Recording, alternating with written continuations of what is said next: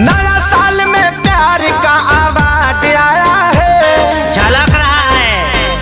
हाँ नया साल में प्यार का अवार्ड आया है। लाभार का हो लाभार का ग्रीटिंग कार्ड आया है। लाभार का ग्रीटिंग कार्ड आया है। ये तो खुशखबरी है। चुप चुप खुशखबरी।